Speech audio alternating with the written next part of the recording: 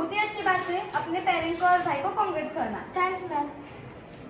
देखो बच्चों, इसके भाई की तरह आपने भी फ्यूचर में क्या करना है वो तय किया होगा। आपको फ्यूचर में कौन सा एम अचीव करना है वो तो आपको पता ही होगा।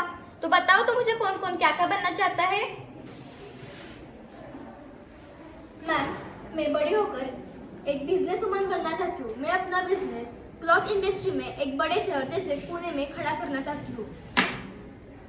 मैम, मैं बड़ी होकर एक बहुत बड़ी हार्ट सर्जन बनना चाहती हूँ और मुंबई जैसी बड़ी सिटी में अपना खुद का हॉस्पिटल खोलकर सेटल होना चाहती हूँ। मैं एमबीबीएस डॉक्टर बनना चाहती हूँ। मैं नागपुर जैसे बड़ी सिटी में हॉस्पिटल खोलकर सेटल होना चाहती हूँ। मैं बड़ा होकर सॉफ्टवेयर इंजीनियर बनना चाहता हूँ और पुणे जैसी बड़ी सिटी में काम करना चाहता हूँ। मैं एक आर्टिस्ट बनना चाहती हूँ और कलकत्ता में सेटल होना चाहती हूँ। मैं बड़ा होकर एक डेंटिस्ट बनना चाहता हूँ और पुणे जैसी बड़ी सिटी में अपना एक हॉस्पिटल बनाना चाहता हूँ। मैं एक साइंटिस्ट बनना चाहती हूँ और बाहर के नेचर पे कुछ रिसर्च करना चाहती हूँ। मुंबई और पुणे जैसे सिटी में जाकर अपने फील्ड में आगे बढ़ना चाहती हूँ। मैं एस्ट्रोनॉमिक इंजीनियरिंग करना चाहती हूँ और बेंगलोर सिटी के बड़े रिसर्च सेंटर में काम करना चाहती हूँ। मैं बड़ा होकर फोटोग्राफर बनना चाहता हूँ और फिल्म इंडस्ट्री में काम करना चाहता हूँ। मैं बड़ा होकर कंप्यूटर इंजीनियर बनना चाहता हूँ और अपने गांव की प्रगति के लिए अपने गांव में ही काम करना चाहता हूँ। अरे ये तो बहुत ही अच्छी बात है। क्या नाम क्या है तुम्हारा? जीवन। देखो बच्चों, आप सभी में से एक तो ऐसे निकला जो गांव के लिए कुछ करना चाहता है, गांव की प्रगति के लिए योगदान देना चाहता है। बच्चों, अनजाने में हम हमारे टॉपिक तक पहुंच गए हैं। हमारा आज का टॉपिक है बढ़ता शहरीकरण और उसका गांवों पर होने वाला प्रभाव। बच्चों, आप सभी बड़े होकर उच्च शिक्षा के लिए शहर जाना चाहते हो। शहर जाकर अपना जीवन वहीं पर बिताना चाहते हो। आगे आने वाली बहुत पीढ़ियां शहर में ही बसती जा रही है। इसके कारण हमारे गांव सूने पड़ते जा रहे हैं। गांव में कोई खेती नहीं करता है, कोई पशुपालन नहीं करता है। इससे हमारे गांव की प्रगति कैसे होगी? ये हुआ गांव का नुकसान, पर साथ ही साथ शहर का तो कुछ अलग ही नुकसान है। शहरों में बढ़ती जनसंख्या के कारण शहर में बहुत गंदगी फैल रही है। वहां पर होने वाला प्रदूषण बहुत ही बड़ी मात्रा है और उस प्रदूषण के कारण शहर में होने वाले लोगों के लिए वो बहुत बड़ी समस्या ही बन गई है। बच्चों, आगे आने वाली पीढ़ियों के लिए ये बहुत ही गंभीर और बड़ी समस्या होगी। बच्चों, आप समझ गए होंगे कि बढ़ता शहरीकरण गांव पर किस प्रकार प्रभाव डालता है। तो हम इस टॉपिक के बारे में अगले पीरियड में चर्चा करेंगे। अरे जीवन, तुम गाँव में रहकर क्या करोगे? हाँ, ये तो गाय भैंसों के सामने कंप्यूटर लगाकर पीछे गोबर उठाता ही रहेगा।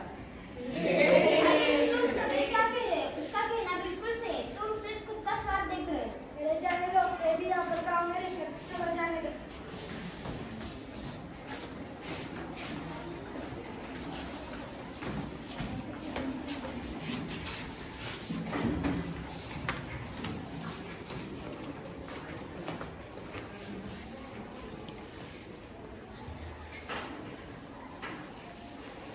जीवन, तुमने जो मुद्दा उठाया है वह बिल्कुल सही है। अगर सब लोग गांव छोड़कर जॉब के लिए शहर चले जाएंगे, ऐसे तो हमारे गांव सूने पड़ जाएंगे। ऐसे तो हमारे गांव का नाम निशान मिट जाएगा। हम सबको मिलकर इस बारे में कुछ करना होगा। हम क्या कर सकते हैं? पर हमें कुछ तो करना ही पड़ेगा। कल ही मैंने न्यूज चैनल पर न्यूज देखी कि वहाँ पे बताया था कि हमारे देश में प्लास्टिक को सरकार ने बंद कर दिया है। फिर भी हमारे देश में प्लास्टिक का यूज हो रहा है। इससे बहुत ज़्यादा गंदगी फैल रही है। तो हम इसके बारे में हम क्या कर सकते हैं? इसके बारे में हम सरपंच चाचा के पास चर्चा करने के लिए जाते हैं।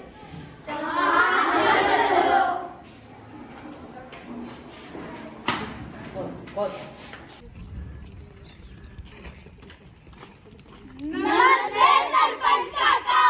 नमस्ते बच्चों, बैठो। अच्छा, कैसे? काका, हमें आपसे कुछ चर्चा करनी थी। हाँ, कहो। काका, आज हमारी कक्षा में जब मैडम ने अपने भविष्य के बारे में पूछा, तब लगभग सभी बच्चे बड़े शहरों में पढ़कर वही सेटल होना चाहते हैं एवं वही अपनी आगे की जिंदगी जीना चाहते हैं। परंतु हम लोगों के ऐसे करने से गांव सूना पड़ जाएगा और गांव की प्रगति रुक जाएगी। हाँ बच्चों, आजकल सभी युवक पढ़ाई हेतु शहरों में जाते हैं, वहाँ फरी बस जाते हैं। गांव में सिर्फ बूढ़े लोग ही रहते हैं जिन्हें नई टेक्नोलॉजी के बारे में कुछ भी पता नहीं है। गांव तक कोई सुविधा ही नहीं आती। गांव में कोई खेती नहीं करना चाहता। गांव में कोई जानवर संबंधित व्यवसाय नहीं करना चाहता। अगर ऐसा ही होता रहा तो बूढ़े लोगों के बाद गाँव में कोई नहीं रहेगा, किसी को भी अनाज भी नहीं मिलेगा। इसीलिए इसी संबंध में हम सभी स्टूडेंट्स मिलकर छोटे पैमाने पर एक प्रयोग करना चाहते हैं। इसलिए हम आपके पास चर्चा करने के लिए आए हैं। हाँ कहो। काका, हमारे देश में प्लास्टिक बंद कर दिया है, फिर भी हमारे देश में प्लास्टिक का यूज बहुत सारा हो रहा है, तो इसकी वजह से बहुत सारा गंदगी फैल रही है। इसी संबंध में हम चाहते हैं कि सभी के घरों में पुराने जीन्स, कपड़े, लड़कियों के स्कर्ट, सूती साड़ियाँ होती हैं, इन्हें हम जमा करें और इनमें से अच्छा भाग काट कर से विभिन्न प्रकार की थैलियाँ, विभिन्न प्रकार डिजाइन वाली थैलियाँ बनाएं और इससे हमारे बिजनेस में इन्वेस्टमेंट भी होगी। अगर ये थैलियाँ हम शहर में बेचते हैं तो हमें आमदनी भी मिलेगी और सामाजिक कार्य में योगदान भी होगा। अरे वाह, ये तो बहुत अच्छा विचार है। इसके लिए जो भी आपको जरूरत पड़ेगी वो आपको ग्राम पंचायत से दी जाएगी।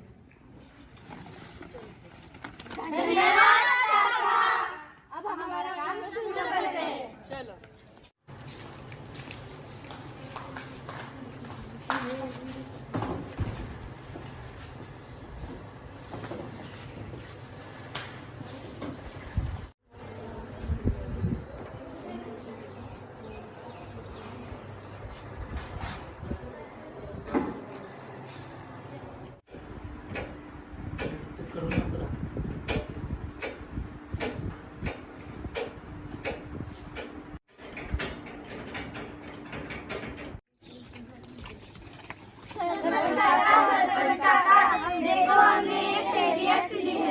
अरे वाह, ये तो बहुत सुंदर और मजबूत है। ये तो सालों साल टिकेंगे।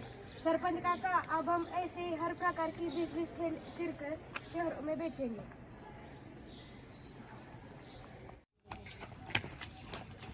काका, ये लीजिए पैसे। हमने जो शहरों में थैलियाँ बेची थी उनसे हमें बहुत सारा प्रॉफिट हो गया है और हमें नए ऑर्डर भी मिल गए।